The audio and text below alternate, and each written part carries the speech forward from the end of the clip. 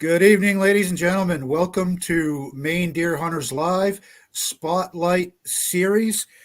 This is episode number 1, where we are featuring Jake Racliff. He is a registered Maine guide and owner of Cast and Call Guide Service.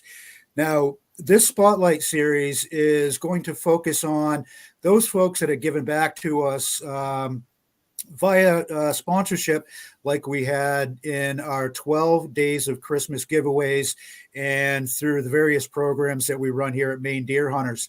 And if you are one of those folks and you'd like to be on the show, reach out to Bob or I, and we can certainly get you on. And with that, take her away, Bob. All right. Thanks, Daniel, and thanks, Jake, for being with us tonight. And thank you very much for your generous donation to our 12 Days of Christmas and to all you bring to the site. I was really happy to do it. I recently reached out. I got reached out to by the mom from the kid that got the hunt, and they are so excited. Well, we're gonna talk a little bit more about that, and we're gonna talk about who you are and what you're all about. But let's start with just a little brief kind of a bio, so that tell people who Jake Racliff is. Where did you grow up, and how did you get into hunting and fishing? Oh, sure. Well, I grew up in a little town called Vienna, a little bit north of Belgrade. I like to call it the halfway point between Farmington and Augusta. It's like right there in the middle. I grew up in the foothills chasing whitetails with my grandfather and my great uncles and my father. And it was a huge part of my childhood and my upbringing. November, I missed a lot of school, the chasing deer is in our blood, and I loved learning about the deer and everything about them. And my family has such huge respect for whitetails. It really put me on a good foot forward.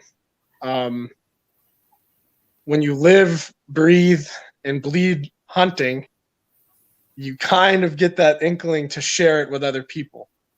Mm-hmm. So my grandmother and a few other family members were Maine guides, and it was something I always wanted to do.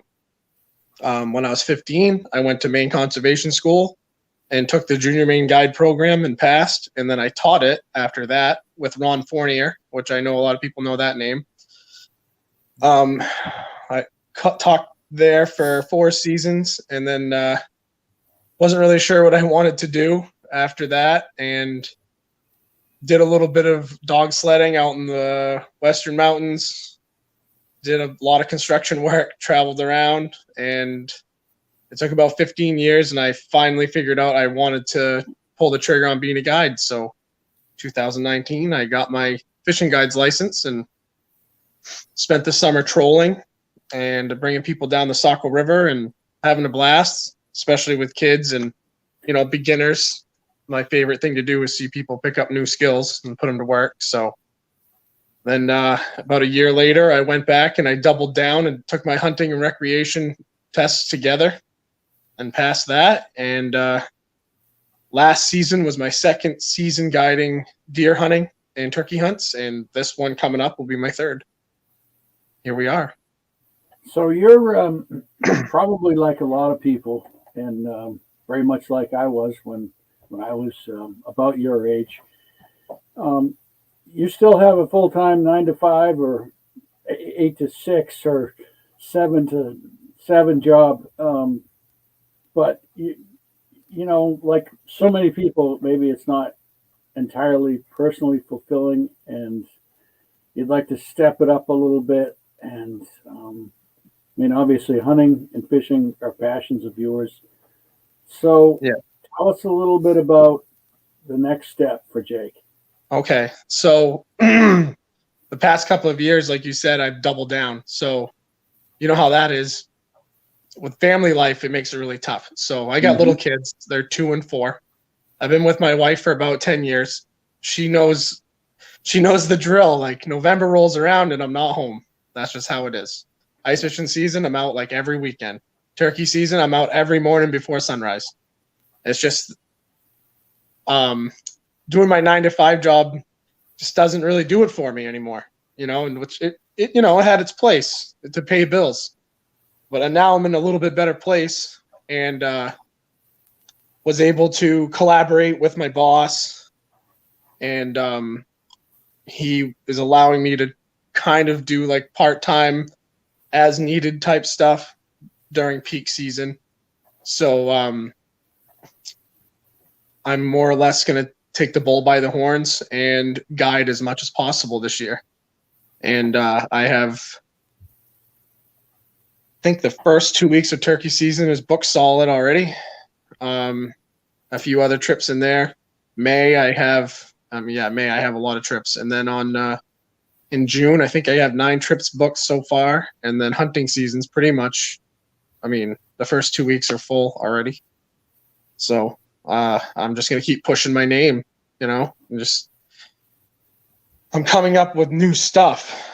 I bring a lot of beginners who they just want to learn. So I'm putting together some workshops and stuff like that. Yeah, I think that's a great niche, and I think it's still somewhat unexploited. Yes. Everybody of a certain age now, if you want to get into hunting, you have to take a hunter safety course, but that teaches you how to be a safe hunter. It doesn't teach you how to hunt. So there's a lot of people that want to get into it, especially now where people are more inclined to want to go out and harvest their own food. Before it was just the hardcore outdoor sports people, but now there's a whole new vibe going on. The whole locavore thing, and self-sufficiency, living off the land, raising, growing, harvesting your own food. So there's a great niche there. So tell us a little bit about specifically what kind of hunting, fishing are you specializing in? So with deer hunting, I'm coming up with you could call it the foundations of chasing Maine white-tailed deer. So what I'm going to do is I have a lesson plan I've been working on already. Just like when I used to teach skills to kids and young adults at Bryant Pond, I'm going to do it now and start from the bottom. So anything from setting up your tree stand safely to setting up a deer camera to the timing on when deer are coming through and why they're there, just from top to bottom. And I'm really excites me because I love seeing new people. Like I said, I like seeing them learn new skills. So I brought a young man last year for a good example. He's not even that young. I don't know. He's like early 20s. He hunted 5 years, had only seen like 2 deer in the flesh. And I was like, well, you must be, something's going on. Let's work on just some basic stuff. So I brought him in the woods, and we were in the woods probably 10 minutes, and we already had deer moving. And he's like, that's ridiculous. How did you do that? I said, well, I put a lot of time in. I know where to bring you. I know why they're there and what they're doing there. And I walked him to a ground scrape. In the first 5 minutes we were in there, and he's like, I've only seen 2 of these ever in my whole life. And I showed him about 20 of them, and that really fired me up, just seeing him be so happy just to learn about that. So this fall, that's going to be my focus is, I'm going to have some deer hunters who are seasoned who are coming in just to do some semi-guided hunts. I offer semi-guided hunts as well, where I just pretty much just bring them into where they're going to hunt that morning. And if they shoot something or need help, I'll be there to help them. But then I've got the 100% hands-on hunts where I'm with them all day, calling, walking, tracking, anything like that. And then the foundations of hunting will literally be a whole day from dawn until dusk, covering every skill we can, just the basics, just to get people started. Yeah, that's going to be my real value there. I think a lot of us that have been doing this for a while, we take so much for granted, and we kind of get into this mindset where we think everybody knows everything we know, and that's an important point to remember in the Maine Deer Hunters Facebook group. There's a lot of people out there that have little or no experience, and they're going to ask questions that some people think, well, what are you doing hunting if you don't even know that? Well, we all started in the same place. We all started That's not exactly knowing right. a thing. And so, again, I think there's a real value for something like that. And I think Definitely. not just through a guide service, but I think it's something that we as a group and through our members can offer and be considerate and be forthcoming with the information. I've talked to some of the hardcore deer trackers, and they'll tell you the same thing. There's no secret. There's no secret formula. There's no silver bullet. It's common sense. It's hard work, and it's experience. There's no substitute for experience. Exactly. And it's not going to happen overnight. I mean, it may if you have beginner's luck, but you got to go out there and do it over and over and stop and pay attention to what you see and try to figure out what does that mean. If you see a bare patch of dirt on the ground, what does it mean? And why is it there? Exactly. Yep. So that's the plan. And I even talked to the legend himself a little bit about it, Hal Blood. He and I touched base a little while back and wanted to pick his brain a little because he offers such wonderful classes for tracking, big bucks, Maine whitetails. And I asked him what he thought, and he said the same thing you said, Bob, was that it's a niche. There's nobody really does that. He teaches the advanced stuff, but no one really does the foundations of hunting.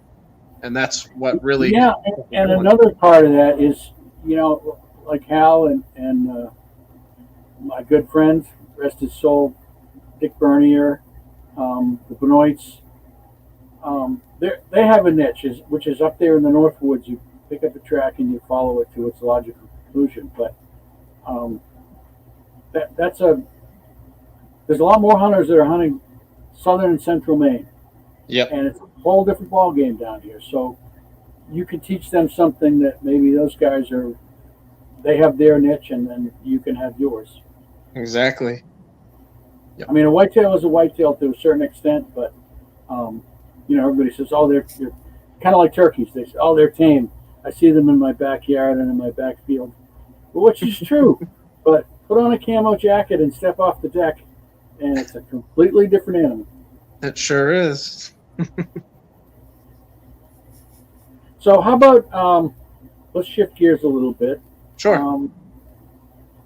Everybody has you always remember your first one. Tell me about your first deer. My first deer. Well, my family had an orchard, and unfortunately now it's changed hands. My great uncle died, and the property sold. We're still allowed to hunt it, and I'm grateful for that. It was the old homestead from my great grandfather and great grandmother, and the cellar hole is still there. There's granite. And what we used to do was set up on the back side of the old cellar hole and for kind of a backdrop area to get some cover. And we'd set up right there, and the deer would come out to the apple trees. We only had 4 or 5 left. It used to be a beautiful orchard. And there's nice apple trees and green grass and raspberry bushes all the way around it. It was beautiful. And even winter pear. So if the snow hit the ground, they were all over those pears and all of the apples. Late season there was amazing. But what it is a giant swale down over the hill from there.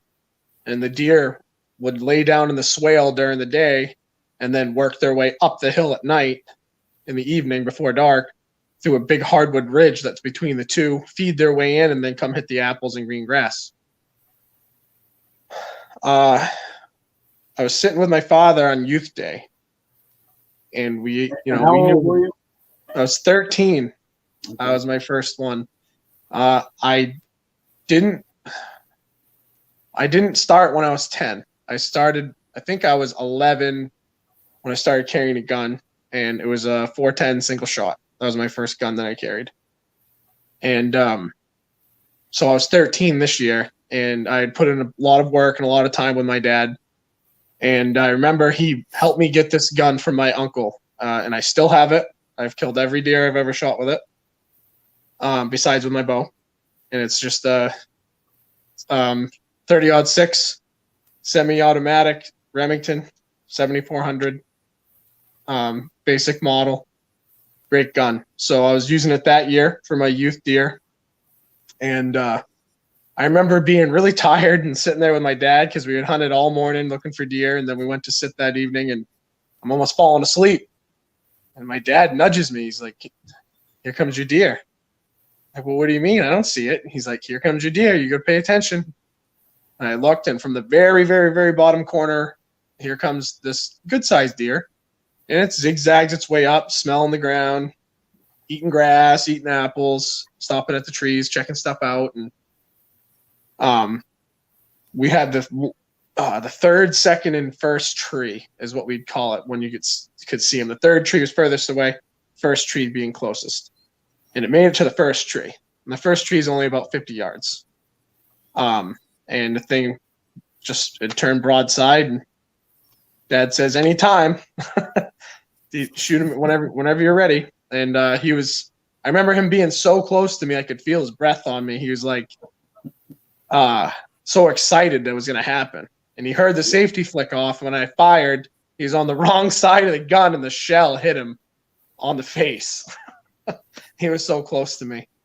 And I shot the deer. I remember it going down, and the emotions that flow through you on your first deer, it's unbelievable. I felt grief, but I felt, being like pride, because I knew my dad was so proud of me. I knew my grandfather was going to be proud. And I remember my dad just yelling at me. He's like, "Keep it on him. Keep the gun on him. Make sure he doesn't get back up." And I remember the buck struggling and trying to get back up, and it fell back down. That was it. And it was a nice 3-point buck, about 140 pounds. That was and I'll never forget it. Yeah, I wish every kid could start their hunting career that way. I think if I were king and there was a law, I would say every kid has to start with a spike horn or a 4-pointer. It was something. You go out and you shoot this giant, massive thing your first time, and you're spoiled. Yep. There's only no place to go but down. So you start small, you work your way up, and you set the bar higher and higher. And I know you had a good year this year, and we talked about it the other day. That raised the bar for you, and now you're ready to go a little bit bigger. So I am. Tell us about a little bit about what went into that particular deer. Sure. Well, it started with this one right here. So the year before, so it would have been year of 2020, November. I got this guy. I got him in a bog. He was chasing a doe. First one I've ever shot out of a tree stand in my life, besides with my bow. But usually I'm on foot, or I'll use my surroundings to my advantage. This guy, we've been seeing him on camera, and I just lucked out. So this year I went into the same area but from a different direction, and decided to poke around because it looked really good. And I didn't make it in the woods 50 yards, and there was a ground scrape, fresh tracks. That was on opening day in the pouring rain, and made my way through the area. It looked pretty good. Lots of scrapes, lots of rubs, lots of droppings, pretty tracked up. And so I was like, man, this looks really good right here. And I didn't have any cameras in here, nothing like that. And which, it's kind of uncommon. Like I have cameras everywhere, but it's that one area. And I didn't put any cameras in there. I stayed right away from it. And a lot of people, if you are part of the group, you probably saw my post where I went swimming on the first day. That was in there. So that day I ran into a couple smaller bucks, and it just didn't work out. And I think between me and my cousin, and then my father-in-law was hunting the same area, we saw 9 deer that day. It was a pretty good day. My father-in-law filled his bonus tag that day as well. And I worked all week, and I was like, man, I got to get back in there. You know, I was just itching for it all week. I just wanted to take the time off and go back. It's like, well, that's not going to happen. So we'll go right back in on that Saturday, the next Saturday. So it was the second Saturday of the season. And I made it in the woods, ran into some does.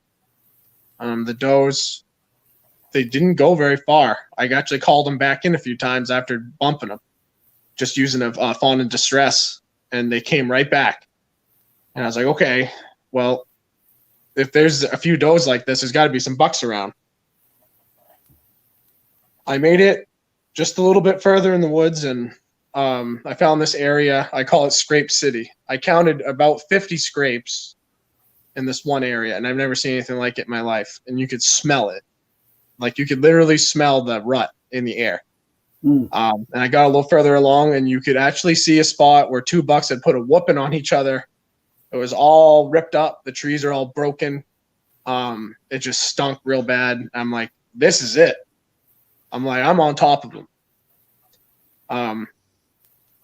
So I did spot and stalk. So I basically would walk just a few feet, and then I'd wait a few minutes, and I'd walk a few feet and wait a few minutes. I'm sorry, my daughter's in the background. Sophie, 1 second, guys. Sophie, can you go back upstairs with Mama?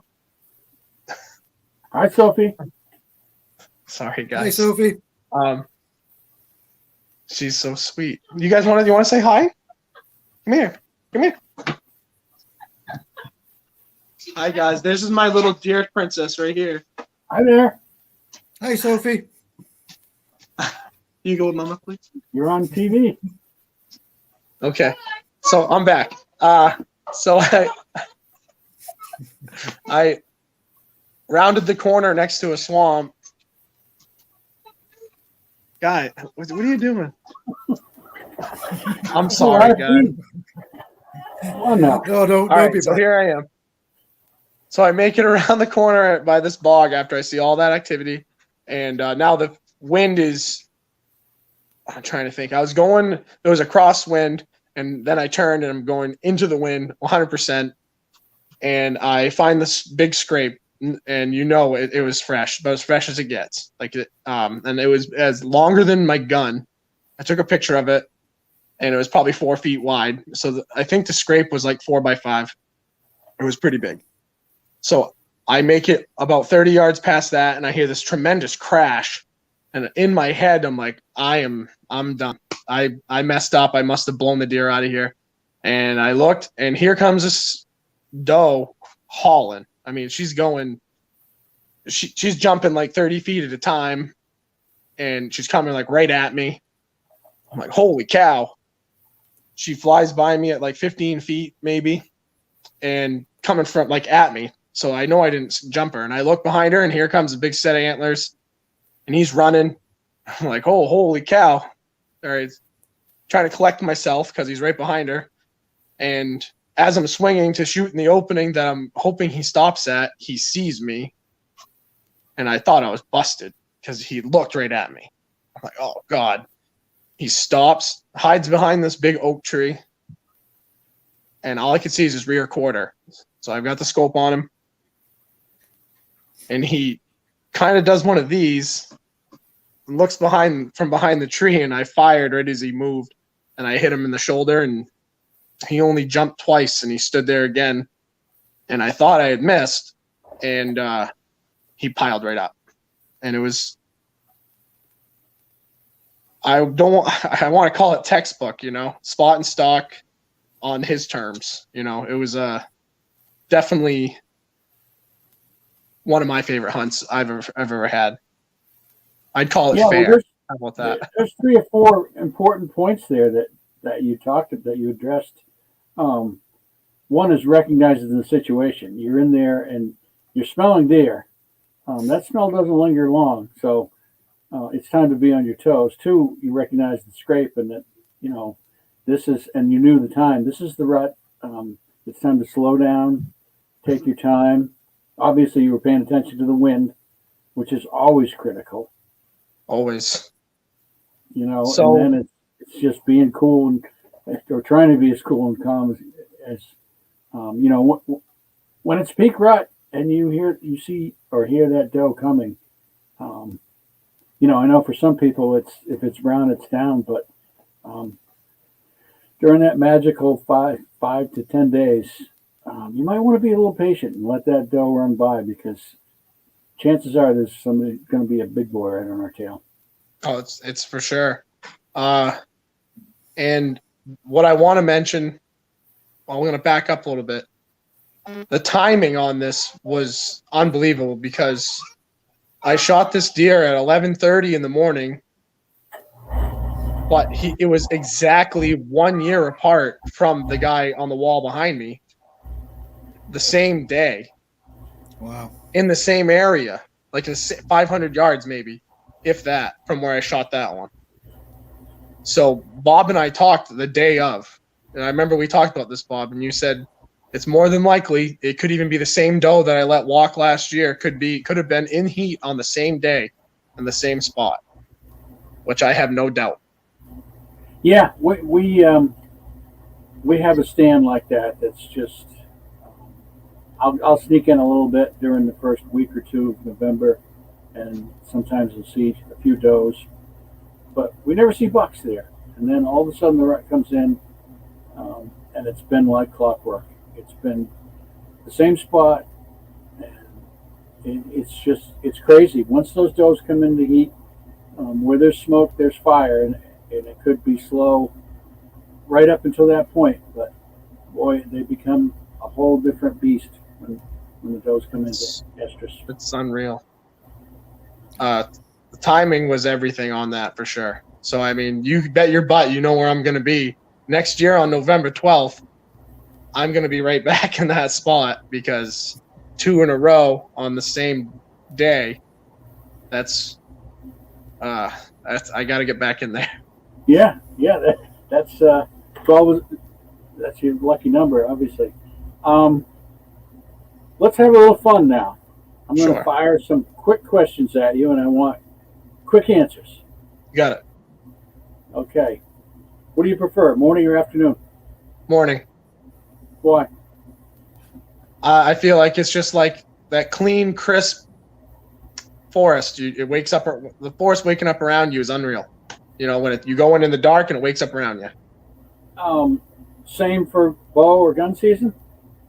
Bow season, I'll be in the stand probably an hour before dark, but I actually like going in on foot with the gun when it's light. All right. Mossy oak or real tree? Oh, mossy oak. All right, good man. If you had to pick one, gun or bow?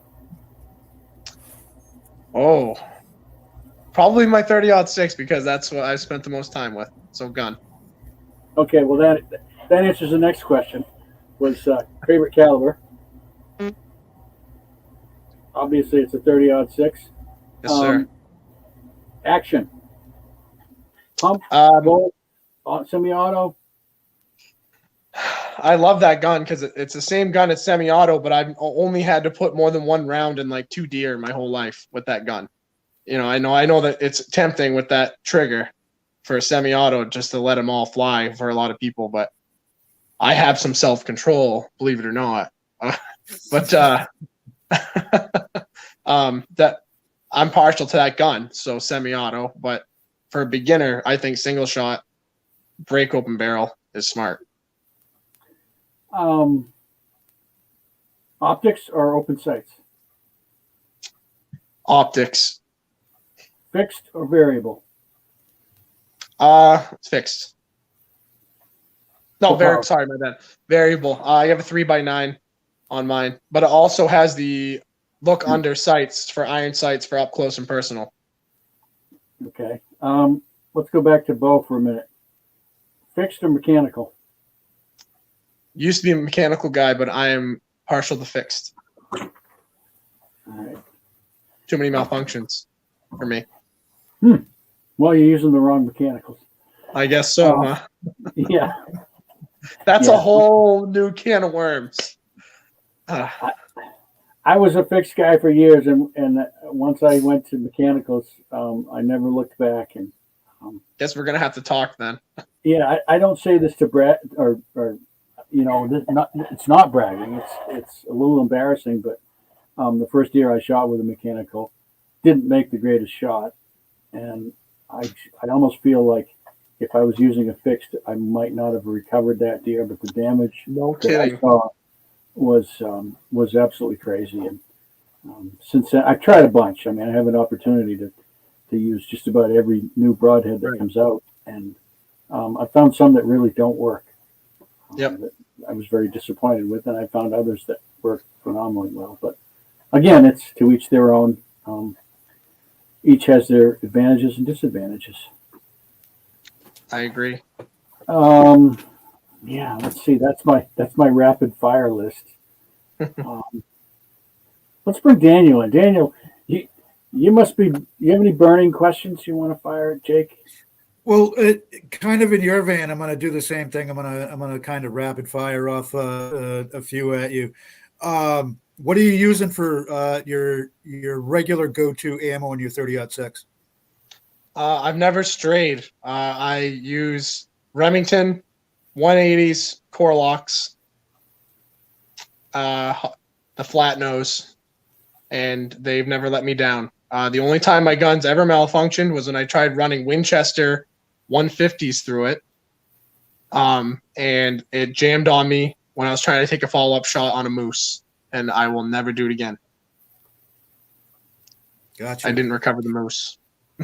Oh, yeah. Oh, that's it's well, it's unfortunate. It's really unfortunate. It happens. happens. But the wound, it wasn't mortally wounded.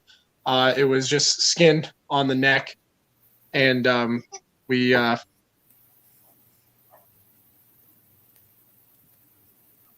Sorry. Little technical difficulties there. I won't use them again. Now, for your bow, are you using a wrist trigger release or a Yes. thumb release? I have a wrist release. That's what I learned with. I've never used a thumb release.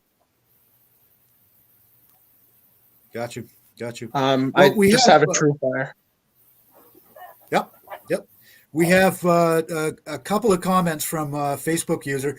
I'm thinking it's probably somebody you know because he says, I remember that. And no, it's not holy cow, it's holy dough. That's Rich Gamble. I am willing to bet. That's probably the kid who got me into bow hunting right there. Yep. Now, Jake, we're I know we're Maine deer hunters, and we're talking a lot about the your deer guiding and your deer hunts, but yes, you're also a fishing guide.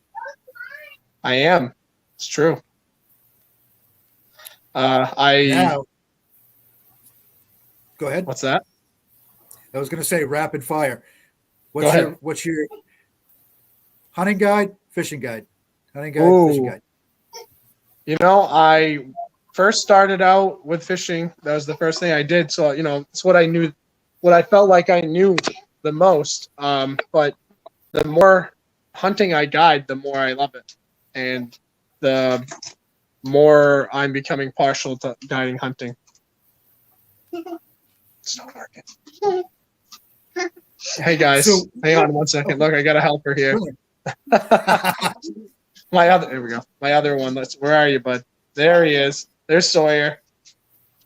Hey, Sawyer. And then, guys, what are you doing? All right, I'm ready. So, you're talking about your foundation of the hunt that you're kind of gonna roll out a program for this year. Do you have any similar things that you're going to do with your fishing guide?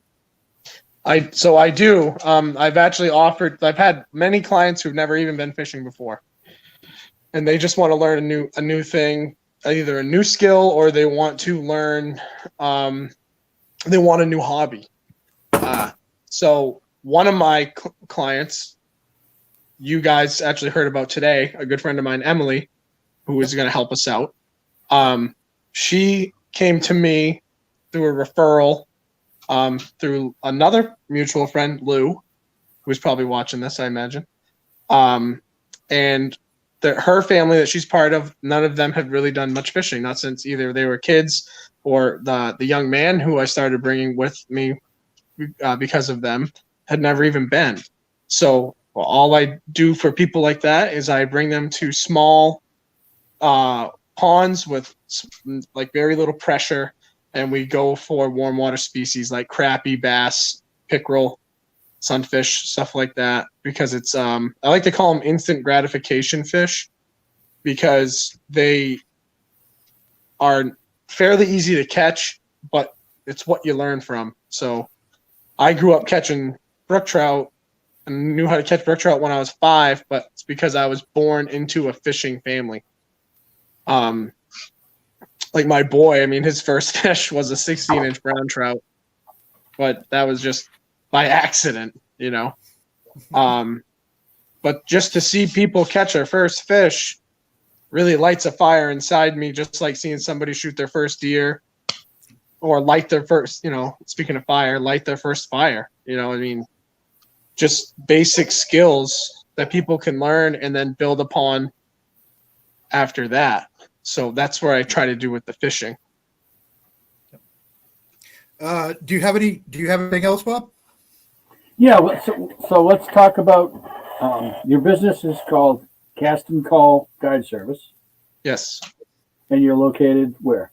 I am in Shapley, Maine, in York County. Okay, so you're in York County. Yep. Hunting right near fishing Stanford. trips. Let's say if I wanted to do a turkey hunt, what's involved? What are you gonna do for me as a client? So turkey hunts usually we try to get in the woods at least a half an hour before sunrise to get settled, or so we're not spooking birds. And they usually last till about 11 o'clock or until they've tagged out. What I do is I bring my clients in the woods and we get settled into a good spot where I know there's birds. So I do my scouting. I make sure I either, weeks in advance, I'm going to make sure to see where these birds are and where they're roosting, and get set up on them. And the night before, I'll go check that area out to make sure they're still in there, to make sure the odds are in our favor.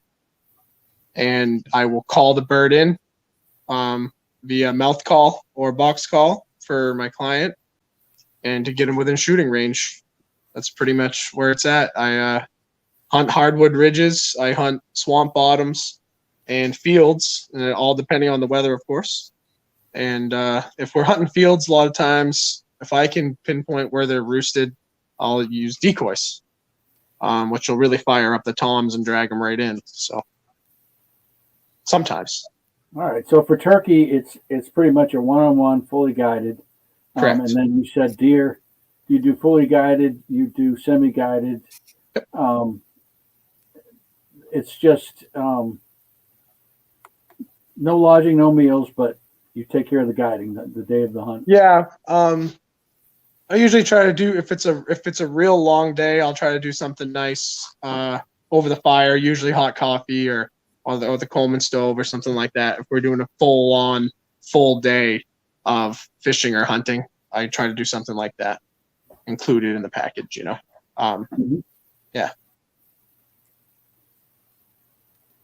All right. So hunting, fishing, and you're right now you're freshwater, but you're looking to branch out a little bit, maybe get some salt on your rods. Yes. That's my next endeavor. I really like to get my Tidewater license. I'm very close to the Saco River, and the striper fishing can be top notch if you hit it at the right time. And I've seen some great fish come out of the Saco over the past few years. I think it was 2017 when we moved down here. I spent a season working on the Saco River Fishway, actually, and got to see firsthand just how many stripers there are in the Saco River going upstream trying to spawn in the spring. It's pretty unbelievable. And they don't let them pass through the fishway. So you're literally handling hundreds of stripers every day and dumping them back over the dam down like safely, but you're putting them back down the fish exit. And they're chasing the alewives up through the fishways. It's a pretty amazing thing to watch. And it really fired me up and made me want to get my salt license. There you go. Well, onward and upward. Yes, sir. Jake Racliff, Cast and Call Guide Service in Southern Maine. Freshwater fishing, turkey hunting, deer hunting, basic deer hunting education classes, and sir, going from there, building from there. One of the admins of Maine Deer Hunters and one of our sponsors. And again, we thank you. We thank you for your participation. We thank you for your generosity. It was a turkey hunt, right, that you donated? Sorry. It was a turkey hunt, a guided youth turkey hunt for the 12 Days of Christmas. Oh, from me? Yeah. Oh, no, it was actually a guided deer hunt. Oh, a guided deer hunt. Yes. Okay. Yep. Okay. Sorry, guys. That's all right. We're talking about guided youth hunts, so may as well stick a youth in there as a prop. Yeah, she's next. Yeah. Well, go ahead, Bob. I was just going to say thank you very much for being on and spending some time with us. And over to you, Daniel. Well, and you get your daughter on your lap. That would be a great time to let everybody know that our upcoming June shoot / family day at the Sportsman's Alliance of Maine Outdoor Education Center is very, very fortunate to have Jake, Tyler Lamb, Emily, and Lou are all going to be there, and they are going to be running the trout fishing portion of that day. So yes. to have you come up and do that for us is absolutely outstanding. Thank you so much. I'm so happy to be part of all of it. And I've probably said this many times to you, and I've said it on live feeds, and I've said it to many other people. I wouldn't be where I am today without having help. It's why giving back is so important to me. I had older family, and I had friends and mentors over the years spend endless hours with me, and it helped mold me into the outdoorsman I am today. And I love helping people out because of that reason. And I will put my best foot forward and try to make them proud. And that's what I'm doing. I know you will. Absolutely. Absolutely. Well, I know we're very fortunate to have you on staff, and very, very fortunate that you're going to be joining us in our big June shoot. So everybody Can't mark wait. your calendars for that, June 11th at the Sportsman's Alliance of Maine Outdoor Education Center. And Bob, unless you have anything else, I think we can say goodnight. Yeah, that's a wrap. Thanks again. Thanks, Daniel. Thanks, Jake. And everybody, have a good night. We'll see you soon with some more live feeds. Have a All right, great night, fellas. everybody. It was a pleasure. Thank you. You're welcome. Thank you.